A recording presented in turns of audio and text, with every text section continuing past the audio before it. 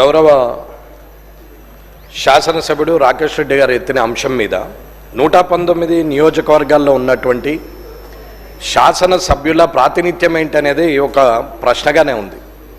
గత ప్రభుత్వంలో అయినా ఇప్పటి ప్రభుత్వంలో అయినా ప్రతిపక్షమా అధికార పక్షమా అనకుండా ఎమ్మెల్యేలకు ఉన్నటువంటి ప్రాతినిధ్యం ఏంటి, ఎమ్మెల్యేలు శాసనసభలో చేసే కార్యక్రమాలు కానీ లేదా తన నియోజకవర్గంలో ప్రజలచే ఎన్నుకోబడి శాసనం ద్వారా శాసనసభలో వచ్చినటువంటి వ్యక్తికి ఉన్నటువంటి విలువలేంటి అనేది ఒక్కసారి మీరు దాని గురించి చెప్పాల్సిన అవసరం ఉంది అధ్యక్ష. అలాగే ఇన్ఛార్జ్ మినిస్టర్గా ఉన్న ఇన్ఛార్జ్ మినిస్టర్లు వారి పాత్ర ఎంతవరకు ఉంది, వారు ఆ జిల్లా మీద ఆధిపత్యం ఎంతవరకు ఉంటుంది, ఆ నియోజకవర్గాల్లో ప్రతిపక్ష పార్టీ ఎమ్మెల్యేలు ఉన్న దగ్గర వారి నియంత్రణ ఎలా కొనసాగుతుంది అనేది కూడా చూడాల్సిన అవసరం ఉంది.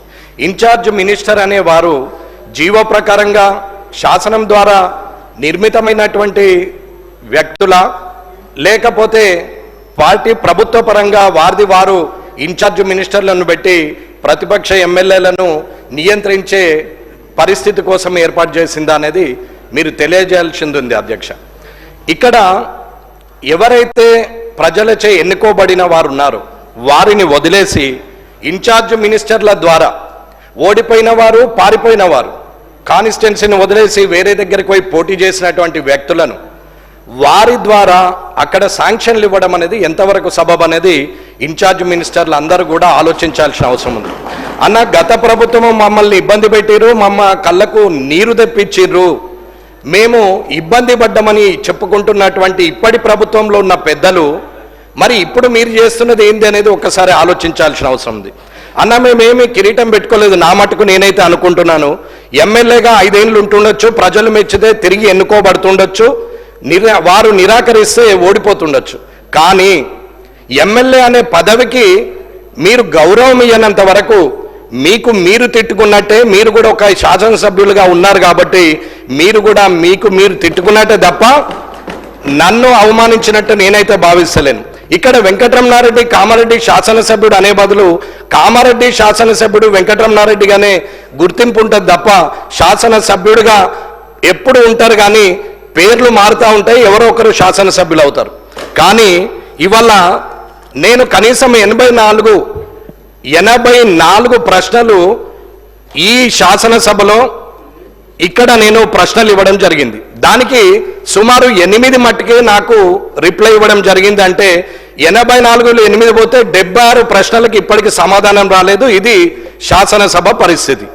ఇది ఎమ్మెల్యేగా నేను ఇచ్చినాను కాబట్టి నాకున్నటువంటి మర్యాదను ఏ రకంగా నేను స్వీకరించాలో మీరే తెలియజేయాలా. ఇకపోతే రైట్ ఇన్ఫర్మేషన్ యాక్ట్ ప్రకారంగా మీరు ఇస్తలేరని చెప్పి నేను రైట్ ఇన్ఫర్మేషన్ యాక్ట్లో సుమారు 86 ప్రశ్నలు ఇస్తే ఒక్కొక్క ప్రశ్నకు ఒక్కొక్క విధంగా ఇచ్చారు. ఎగ్జాంపుల్ హెల్త్ డిపార్ట్మెంట్ను తీసుకుందాం. రైట్ ఇన్ఫర్మేషన్ యాక్ట్లో ఇస్తే ఇక్కడ మంత్రి గారు ఉంటే శాసనసభ వ్యవహారాల మంత్రి గారు అయితే చూస్తున్నారు కాబట్టి చెప్తున్నాను, ఇక్కడున్న అందరు మంత్రులు కూడా గమనించాల్సిన అవసరం ఉంది, తోటి శాసనసభ్యులు కూడా గమనించాల్సిన అవసరం ఉంది. ఈ పరిస్థితి రేపు మీకు రావచ్చు, నాకు రావచ్చు, పక్కనున్న వారికి రావచ్చు, ఎవరికైనా రావచ్చు. కానీ ఆ పరిస్థితి వచ్చినప్పుడు బాధపడే కన్నా ఇటువంటి ప్రాక్టీస్ను మానేయడం మంచిదని అంటున్నాం. ఆర్టీఐ కింద ఇచ్చినటువంటి హెల్త్ డిపార్ట్మెంట్కి ఇస్తే హెల్త్ డిపార్ట్మెంట్ వాళ్ళు పిఐఓ ఎవరైతే పబ్లిక్ ఇన్ఫర్మేషన్ ఆఫీసర్ ఉంటాడో ఓహో ఇటువంటి చాలా చూసినాం, ఇది అయ్యేదా పోయేదా అని మాట్లాడినటువంటి హెల్త్ డిపార్ట్మెంటు ఎడ్యుకేషన్ డిపార్ట్మెంట్ ఉన్న ముఖ్యమైన డిపార్ట్మెంట్లు ఇవాళ మాట్లాడుతున్నటువంటి మాటలు, ఇది స్వయంగా నా లెటర్ అక్కడ ఇస్తుంటే మాట్లాడినటువంటి మాటలు నేను పేర్లు ఉద్యోగస్తుడు డిసిగ్నేషన్తో సహా చెప్పగలుగుతానని చెప్తున్నాను. ఇది మంచి పద్ధతి కాదు అధికారులకు అని చెప్తున్నాం. ఎడ్యుకేషన్ డిపార్ట్మెంట్ని అడిగితే 86 క్వశ్చన్స్ ఇచ్చినటువంటి అన్ని డిపార్ట్మెంట్లు ఏదో ఒక రకమైన సమాధానము 6 జే ప్రకారంగా ఇస్తే 6(1) ప్రకారంగా ఇస్తే 2 జే ప్రకారంగా లేదని చెప్పి ఇప్పటి వరకు ఎడ్యుకేషన్ డిపార్ట్మెంటు ఇప్పటివరకు ఇవ్వలేదు. ఇది ఎమ్మెల్యేకు ప్రభుత్వం ద్వారా వస్తున్నటువంటి అధికారులు ఇస్తున్నటువంటి మర్యాద అని చెప్తున్నాం. ఇన్ఛార్జ్ మినిస్టర్లు ఇవల్ల అక్కడ ఓడిపోయిన వారి ద్వారా అక్కడ పార్టీ పరంగా మీరు ప్రొసీడింగ్లు ఇస్తా ఉంటే మీ వాళ్ళు పోయి అక్కడ కొబ్బరికాయలు కొడతా ఉంటే ఇక్కడ ఉన్నటువంటి గెలిచిన ఎమ్మెల్యేలు ఏం చేయాలనేది ప్రజలు గమనిస్తారు. కాబట్టి ఈ శాసనసభ ద్వారా చెప్తున్నాం. అన్నా మేమేమి పోలీస్ ప్రోటోకాల్ కావాలని అడగట్లేదు, మేము పోగానే అధికారులు మాకు ఎదురు రావాలని అడగట్లేదు. భయం అనా, ఇది నిజం. 0 అవర్లో మాట్లాడకపోతే నేను మాట్లాడేది ఒక్కటన్నా అధ్యక్ష, ఒకటే మాట నేను మాట్లాడేది నిజం. నేను మాట్లాడాలనుకుంటే ఈ శాసనసభలో ఇప్పటి వరకు ఇది 4వసారి నడుస్తున్నటువంటి ఈ సమయంలో నేను ఏ రోజు మితిమీరి మాట్లాడలేదు, ముందుకొచ్చి మాట్లాడలేదు, అరిచి గోలబెట్టి మైక్ తీసుకోలేదు, బెదిరిస్తే అడ్జస్ట్ అయిపోయి మీరు మళ్ళీ నాకు అవకాశం ఇచ్చే అవకాశాన్ని నేను తీసుకోలేదు, నేను ఎక్కడా బెదిరించలేదు.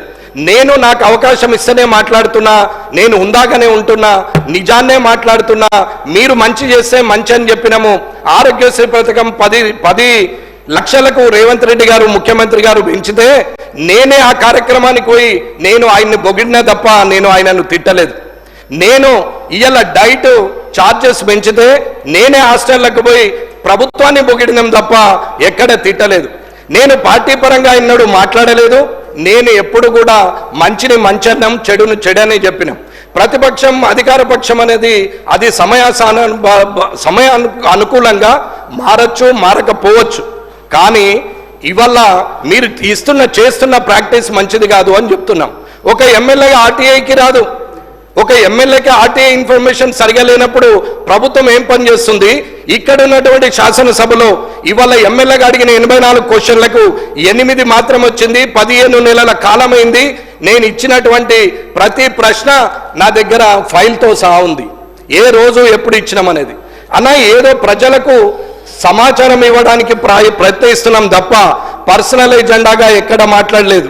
టీజీఐఐసిది మాట్లాడిన రోజు, ఆ రోజు కూడా ఆ ప్రశ్నకు సమాధానము ఇండస్ట్రీస్ మినిస్టర్ గారు మాట్లాడుతూ మేము కాన్స్టిట్యూషన్ చేస్తున్నాము అని చెప్పారు. ఇప్పటి వరకు దాని సమాధానం కూడా రాలేదు. ఒకటే అడుగుతున్నామన్నా, నాలాగనే ఉండి గౌరవంగా ఉండాలా, శాసనసభలో ఉందాగా ఉండాలని కోరుకొని వచ్చినటువంటి వ్యక్తిగా మాట్లాడలేకనో, చేతగాకనో, అసందర్భ ప్రేలాపనలు పేయరాకనో, నాకేం అన్పార్లమెంటరీ వార్డు రాకనో, నేను మాట్లాడలేక చేతగాకనో కాదు. రాజకీయాల్లో హుందాగా శాసనసభకు గౌరవం పెరగాలి, మీకు గౌరవంగా ఉండాలి, అధికారులకు గౌరవం ఉండాలని ఓపిక పడుతుంటే 15 నెలలుగా మీరు ఇలాగే చేస్తూ ఉంటే రానున్న కాలంలో మరి నా పద్ధతి మార్చుకోవాల్సిన అవసరం వస్తుందా అనేది ఒక ఆలోచన ఉంది. కాబట్టి దయచేసి తొందరగా అన్ని డిపార్ట్మెంట్ల నుంచి రైట్ ఇన్ఫర్మేషన్ యాక్ట్లో రావాలా.